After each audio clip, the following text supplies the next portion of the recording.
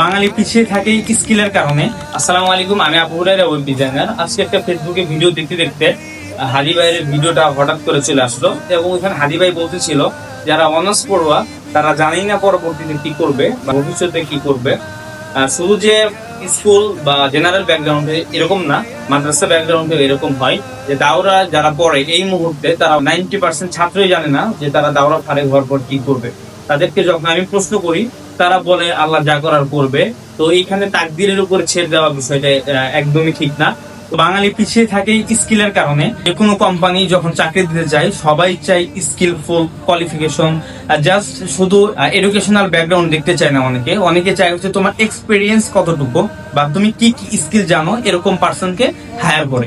আমি ক্ষুদ্র পরিসরে একটা প্ল্যান নিয়েছি যে ফ্রিতে 100 জনকে ওয়েব ডিজাইন এটা শিক্ষা দিব, ওয়ার্ডপ্রেস এবং শপিফাই দুইটাই ডিভাইড করে, এবং যে কয়টা ব্যাচ করানো দরকার হয় আমি ওটা করাবো। এটা ফ্রি অফ কস্ট, কোনো টাকা নিব না, কোনো কিছু না, জাস্ট তোমার খেদমতের জন্য, মানুষের খেদমতের জন্য। ঠিক আছে, দেখা হবে অন্য একটা ভিডিওতে। আসসালামু আলাইকুম।